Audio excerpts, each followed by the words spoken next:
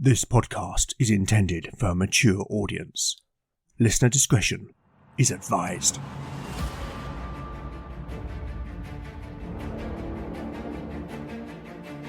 Welcome back to Legend of the Bones. Following in the footsteps of giants, Legend of the Bones is a chimera. A mix of old-school tabletop RPG and dark fantasy storytelling.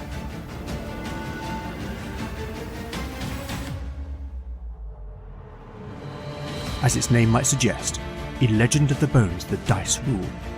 There'll be no rerolls, no fudging the dice, no metacurrency. The roll of the bones will determine the character's destiny, and no one will be spared their fate. None shall escape the destiny of bone.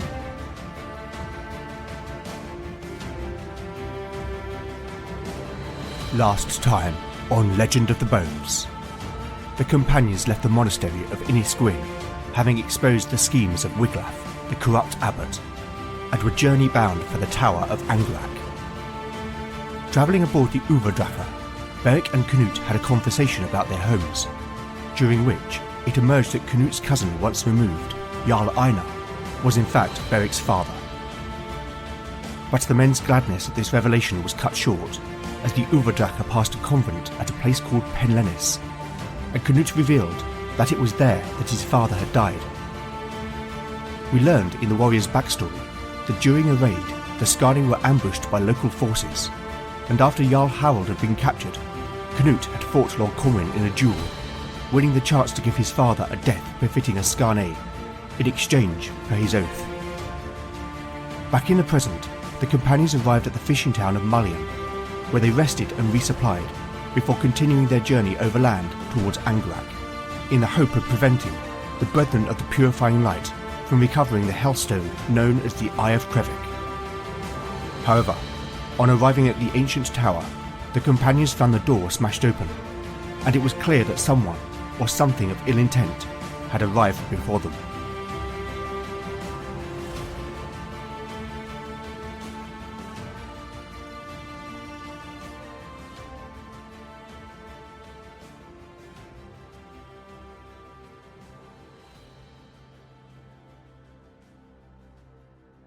Chapter 41, Part 1, Day 41, Sunset. Party status: Beric, 37 out of 37 hit points. Lena, 26 out of 26 hit points. Valen, 17 out of 17 hit points. Talion, 21 out of 21 hit points. Canute, 24 out of 24 hit points. Jenna, 12 out of 12 hit points. Arn, 18 out of 18 hit points. Spells available: Valen has memorized Push, Shield, Soothe, Revive, and Clairvoyance. Talion has memorized Poetic Prose, Resolve, and Pitch. Lena can pray for 2 first-level miracles and 2 second-level miracles. Jenna can pray for 1 first-level miracle.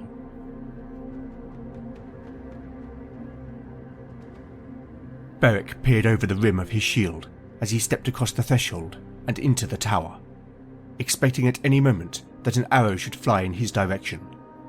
But when none came, the warrior felt his muscles become less tense. Bright golden light streaked through the arrow slit on the west wall, falling upon a chamber which had been clearly ransacked. A large trestle table in the centre had been overturned, as had its accompanying benches. The floor was littered with smashed pottery, and a tapestry which hung on the east wall was torn and shredded, whilst in the northeast corner were wooden stairs leading up to the next level. Next to the tapestry, on the east wall, a door leading to the adjoining building was open, and through which a kitchen was visible. It too had been thoroughly ransacked by a person or persons bent on destruction. As the others entered behind him, Beric gestured with his head at the evidence of scouring, and then to the stairs. "Someone has beaten us to it," he observed in a low voice. "The Brethren," Lena gave voice to that which they were all thinking, before looking worriedly at Valen. for she knew that the fanatics would give the mage no quarter. Let's go, Beric commanded. and stay sharp.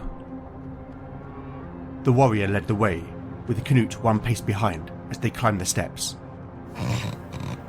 He grimaced as the wooden boards creaked under their weight, but there was naught for it. The stairs terminated at a sturdy wooden door, and Beric suddenly wished that Keir was there. The rogue's sharp hearing would have immediately told him if anyone lurked beyond it. With nothing else for it, the big man shifted his position and pressed his ear to the door. Nothing. He looked back at the others and shrugged. Then, turning his attention back to the door, he gripped the latch loop. Wait, Beric. Valen said softly. I have an idea.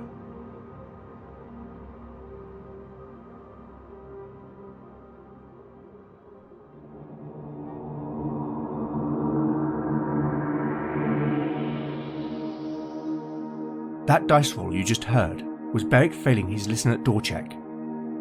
Before we find out what Valen has in mind, this episode sees both Canute and Talion reach level 5. Let's resolve the fighter first. Rolling a d8 for new hit points. A 6. So with his constitution bonus, Canute's hit points rise to 31. Let's see if he has any ability score increases. Strength. 2. Intelligence. A 6. Canute's intelligence increases to 13. Now the basic expert rules state that Canute should now be able to speak an additional language, but given that he already speaks his native Skarne and the common tongue, I'm going to ignore that for now. Wisdom. A 1. Dexterity. Another 6. Canute's dexterity increases to 13, conferring a +1 to armor class and ranged attacks. Very nice. Constitution. 3. And Charisma. A 1. Well, I'm really pleased with that level up. So now let's do the same for Talion. Rolling a d6 for new hit points. A 1. Oh, that is disappointing. With half men out, Talion's hit points increase to 24. Let's hope he does better with ability score increases. Strength. 5. Intelligence. 1. Wisdom. 5. Talion's dexterity cannot increase further, so let's move on to Constitution. 3. Oh, this isn't looking good. And Charisma. A 6! Talion's Charisma increases to 14, although that will not confer any additional bonus.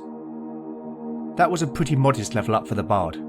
However, as a spellcaster, Talion will get access to his first second level Bard spell. As a reminder, I have a custom list of spells for Bards, which you can find at legendofthebones.blogspot.com. There are 5 possibilities, so I'm going to roll a d6, and I will roll again if the result is a 6. Here we go. A 5. Let's see. Oh, nice! Talion's new spell is Imbue.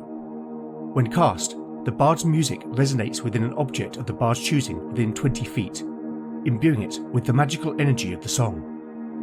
The object counts as magical for 1 turn, and all the while emits a melodious sound. While I'm here, it's worth me mentioning that since we last saw Arn, the fighter has reached level 3.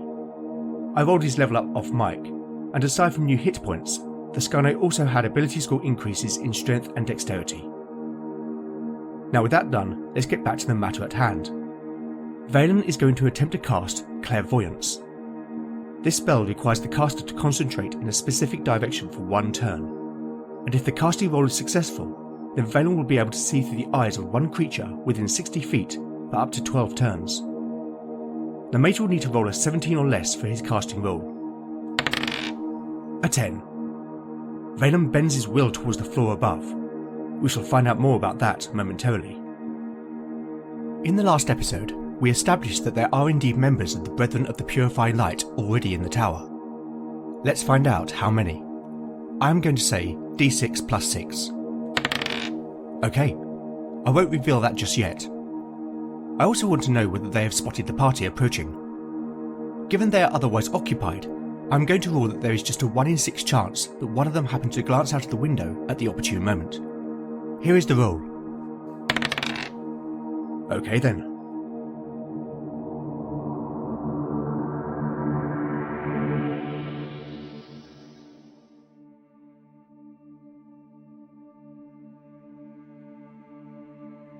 Chapter 41, Part 2, Day 41, Early Evening. Party status. The party status is unchanged, except Canute now has 31 out of 31 hit points. Talion now has 24 out of 24 hit points. Valen has cast Clairvoyance. Valen closed his eyes and began to center his consciousness firmly within. He honed in, focusing on the rhythm of his breathing, shutting off any intrusion from the world beyond. He became distinctly aware of his pulse. It too was slow and steady, and as he stared at the orange red behind his eyelids, he could almost visualize his heart beating within his chest. How long he remained this way, he could not say. It may have been a minute, it may have been an hour, for in this state, time ceased to have any meaning. Then, instinctively, the incarnation formed in his mouth and was spoken aloud. Dorduhid, illigate, obech. A strange sensation encompassed him, as if he was somehow detached from his own body, and despite his eyes remaining shut, he pushed his will upwards, probing forward until vision slowly returned to his eyes. It was blurred at first, but after a few moments became sharp. It struck him immediately that he, whomever's eyes he looked through, was probably in a laboratory, or at least what used to be one. Like the ground floor of the tower, this chamber had been ransacked. Various pieces of glassware, beakers, vials and flasks, were scattered about, else smashed. The hands in front of him, which looked like those of a man, were grabbing books off a shelf and ripping out the pages. It was an odd feeling to be unable to direct the eyes through which he gazed, nor hear any sound, and he imagined that this was how being paralyzed might feel. Abruptly, the eyes spun away from the book in the hands, and the mage caught sight of the rest of the room. As he suspected, it bore the unmistakable trappings of a laboratory, although most were torn, broken or otherwise destroyed. There were 6 other men in the room, not including the one through whose eyes he looked. Each was clad in mail, over which they wore a white surcoat bearing an emblem of a blazing sun. Valen instantly recognized the men as members of the Brethren of the Purifying Light. The memory of the fanatics attacking Amos's tower at Pencareth came flooding back, as did his grief. But there was no time to dwell. One of the men was on the stairs which led up to the next level. He was speaking animatedly to the others, not that Valen could hear his words. Another man, standing in the center of the room, began gesticulating, as if giving orders, and the others all stopped what they were doing and drew their weapons. At that moment, the apparent leader turned towards the man, whose eyes Valen saw through. If the mage could have taken a sharp intake of breath, he would have, for he knew the man's face. But not only that, the man's eyes had been put out, and all that remained were dark hollows, with scarred and puckered skin. He had seen enough.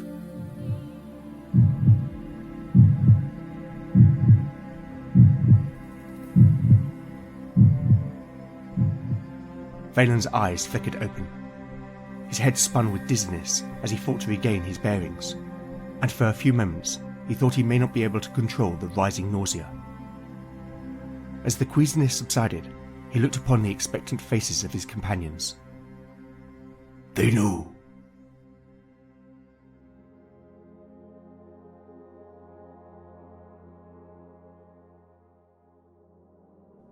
Dramatis Personae, Valen. The fresh morning breeze whipped up from the sea and over the headland of Pencareth, blowing locks of Valen's dark hair across his face. In the 2 years since arriving in Powen Moor, Valen had never witnessed such a storm as that which had raged the previous day and all through the night. And it seemed to him that on this bright spring day, the world had woken anew. He would often walk along the cliff tops before beginning his morning chores. Immersing himself in nature this way gave his mind space to reflect and absorb the teachings of his master. He paused and stared out upon the great western ocean. Somewhere, 100 miles or more to the northwest, lay his homeland, Llan Rhys. Would he ever see it again? He knew not. The only surety was that he had not the coin to pay the galanas, the life price for Myrddin's death.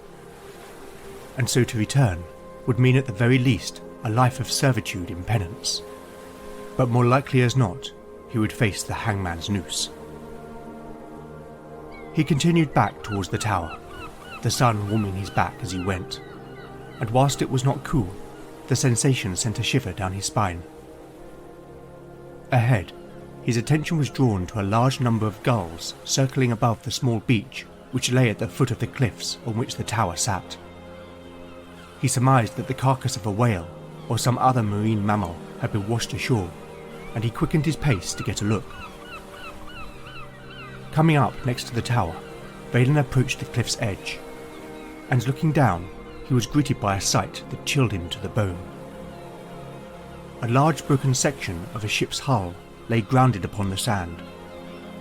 The beach was littered with debris, and at least a score of seemingly dead bodies. You are a cruel mistress, he declared, speaking to the ocean. But, he thought, perhaps there may be hope of survivors among the dead. He turned back to the tower. He needed to tell Amos what had occurred. Amos! Master! He called as he entered.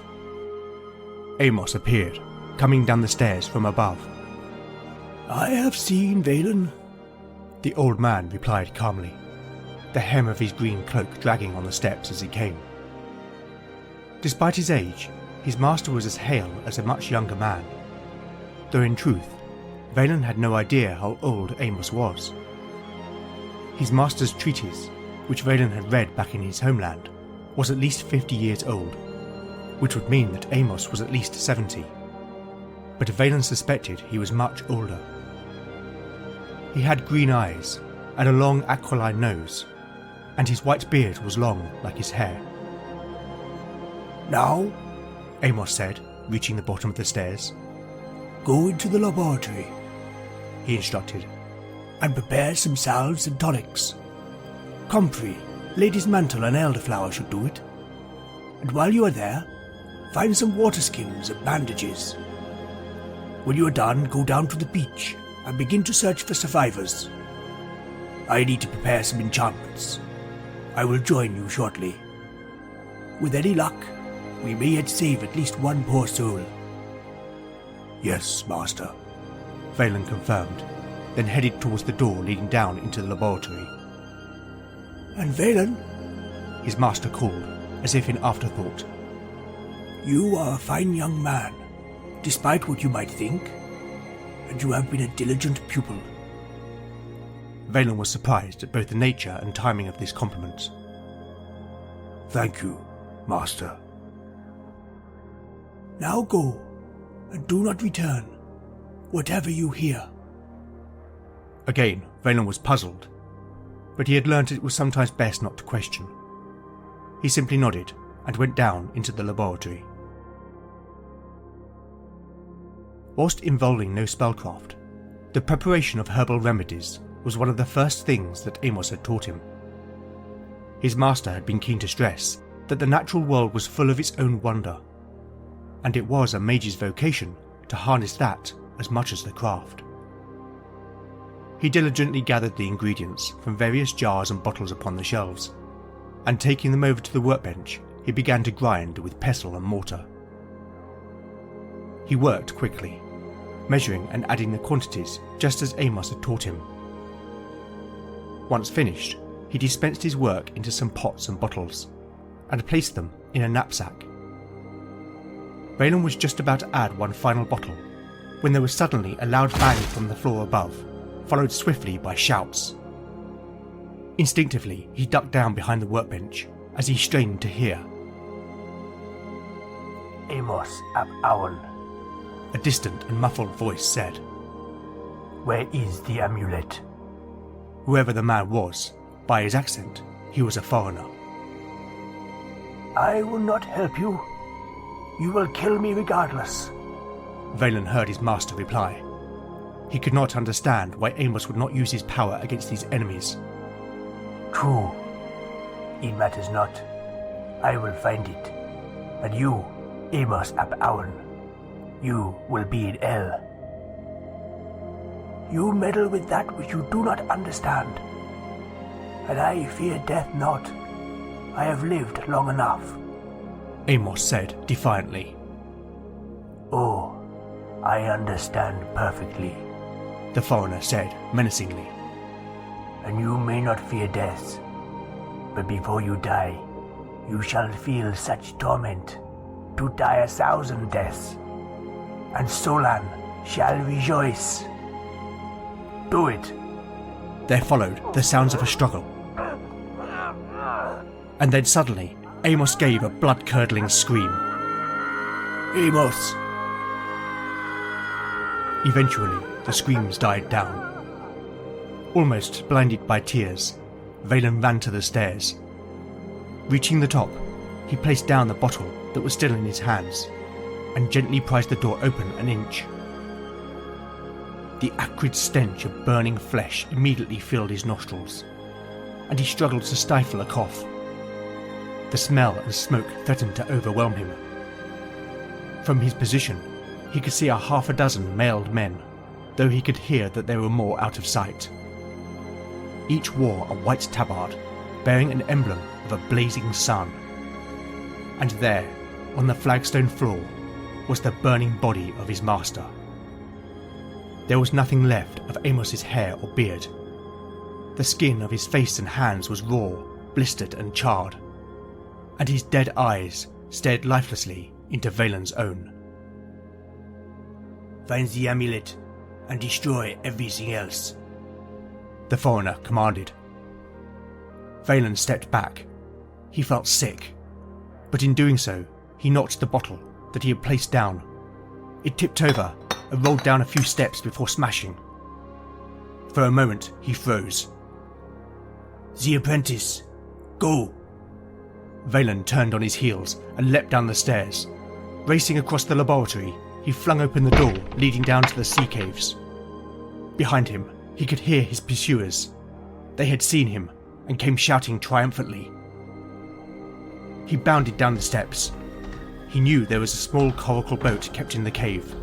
If he could reach it, he might be able to escape.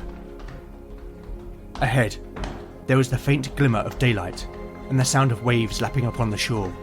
He was almost there. But then, as he jumped onto the shingle, he landed awkwardly. He lost his footing, and before he knew it, he had fallen prone onto the pebbles. Desperately, he tried to scramble up, but his pursuers were upon him. Many hands pulled him to his feet. He was disorientated. Burning is too good for a rat like you. A voice sneered. Valen tried to resist, but was quickly rewarded with a backhanded cuff across the face. His captors dragged him across the shingle to the water's edge, where a wooden bollard was driven into the stones, securing the coracle from floating away when the tide came in. One of them cut the boat loose, and the rope was used to bind him to the post. Valen's head hung down. Perhaps this is justice, he thought. Justice for Murtrin's death. A strong hand gently lifted his head by the chin. The man's face in front of him was surprisingly handsome. He had cropped dark hair and blue eyes. He smiled, which made him more handsome still, which was at odds with his cruelty. In my homeland, The man said softly. we drown witches. He looked at the sea, and then back at Valen. But then again, Maybe the crabs will eat you first. The man seemed to find this amusing. If Valen could have spat in his face, he would have, but his mouth was parched. What have my kind ever done to you? He asked hoarsely. The man's smile faded, and his eyes turned cold. You exist. And with that, he left, leaving Valen to be claimed by the cruel sea.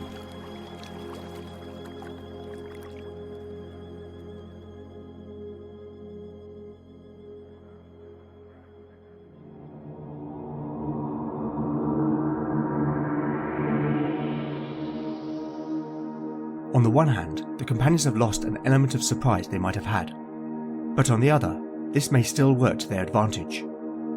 If the brethren decide to take the fight to the party, then they could find themselves on a choke point on the stairs, leaving them open to both melee and missile attack. If not, then the party will need to think of something to break the stalemate. Now the brethren do not know the companions' purpose, but it would be logical for them to surmise that the state of the ground floor of the tower would put these interlopers on alert. So does their leader have enough wisdom to wait it out and let the companions risk making an attack? As you may have guessed, their leader is in fact Adric, the cleric who betrayed Jenna to the followers of Nedra at Kerudu. I'm going to make a wisdom check for Adric. If he succeeds, then the brethren will hold their position. Adric's wisdom is 16. Here is the roll. A 15. In addition, Adric will pray for the miracle of bless for his followers.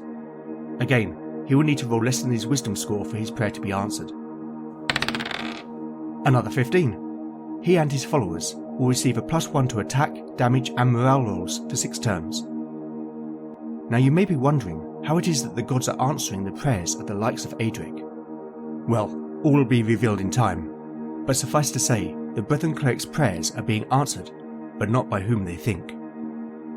Finally, given the companions know the Brethren are aware of them, I think it makes sense that they might try to negotiate, at least in an attempt to lull the fanatics into a false sense of security.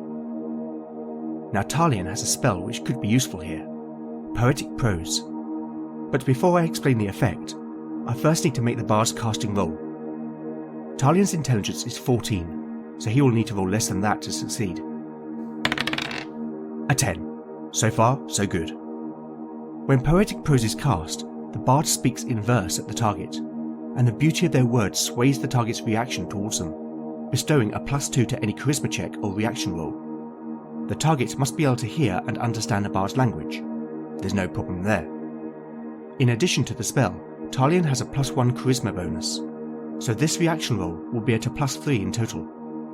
Rolling 2d6, higher is better. A modified 12. It doesn't get better than that.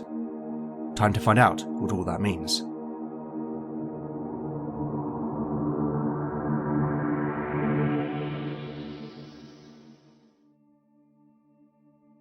Chapter 41, Part 3, Day 41, Early Evening. Party Status. The party status is unchanged, except that Talion has cast Poetic Prose. The distinctive salty smell of the sea was carried in through the north arrow slit upon the breeze, as Beric cursed at Valen's report. Any hope of surprise had gone, and a full assault through the door would leave him vulnerable to attack from multiple enemies. On the face of it, they outnumbered the Brethren, but there were clearly more levels above, and who knew if any more enemies may come at the sign of a fight. The warrior racked his brain, urgently trying to find a solution, but other than retreating back down the stairs and waiting the enemy out, he had nothing. So we wait them out? Canute asked rhetorically, seemingly reading Beric's mind. The big man nodded. I see no other choice. Perhaps, or perhaps not. Talion interjected, and the companions all gave their attention to the bard, for he seldom spoke, but when he did, it was worth hearing. What think you, Talion? Valen asked. What if we were to persuade them that we were no threat? Perhaps even that we share a common purpose. To deceive them? Canute scoffed. Such a course has no honor. The Scarne repugned, but rather than take offence, Talian's expression was one of mild amusement. Have the Scarne never come in false peace? He teased, knowing the truth. Canute chuckled. Fair point. He acknowledged with wry acceptance. What makes you think they'll fall for it? Beric asked, bringing the conversation back to the matter at hand. Talion looked directly at the big man. Because I can be very persuasive when I want to be, the bard said, enigmatically. Very well, Beric agreed. Stand behind Canute and I. If your ruse works, when they open the door, we will push through and take them by surprise. Talion nodded his understanding, and the others readied themselves. Hail! He called. Then after a moment, a muffled voice responded. Who goes there? What is your purpose? That's Adric. Jenna exclaimed in a low voice that was almost a whisper. He will pay for what he did. The runic tattoo on Talian's forehead began to glow, blue light reflecting faintly off the stonework, as his brown eyes turned green. My friends unseen, we come in peace this day. No axe to grind, no willows shall be laid. From bow no arrow shot in truest flight, and sword be clothed in scabbard black as night. For words be spoke in love and ne'er in scorn, that sharpest rose prick not our flesh with thorn. So now let quarrel fierce be laid aside, and so our cups shall knock and peace abide. For purpose twinned and in accord shall be, let gate unbar and fellows join with thee. And set shall we the flame of righteous pyre, that heathens burn and smited be in fire. Come, dear friends, let us unite this day, and join in strength to seek elusive prey. The light of Talian's rune receded, and for a few moments the only sound was the distant hiss and roar of the ocean. Well met, friend. The muffled voice spoke aloud again, and presently the door's latch clanked, and it began to open. Without warning, Beric sprang forward, barging the door with all his weight. Whoever was beyond it cried out in alarm as the companions rushed in.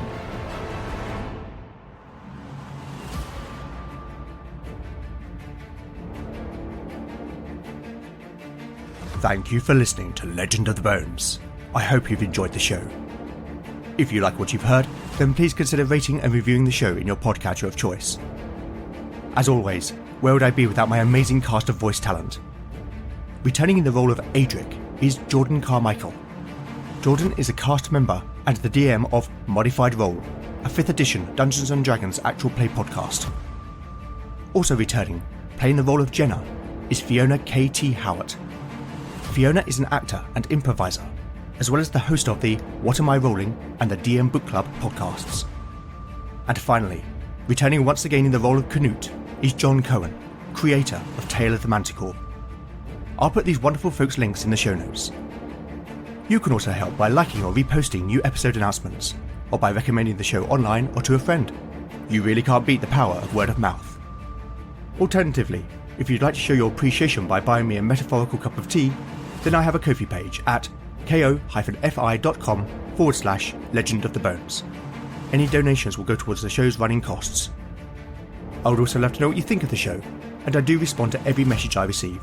So with that in mind, you can contact me on X at LegendBones, Blue Sky at LegendBones, Mastodon at LegendBones at ttrpg-hangout.social, Instagram at LegendOfTheBones, email at legendofthebones@gmail.com, or go to legendofthebones.blogspot.com for show notes, house rules, character profiles, art, maps and more. Join me next time to find out what awaits our adventurers as the bones decide their fate. None shall escape the destiny of bone.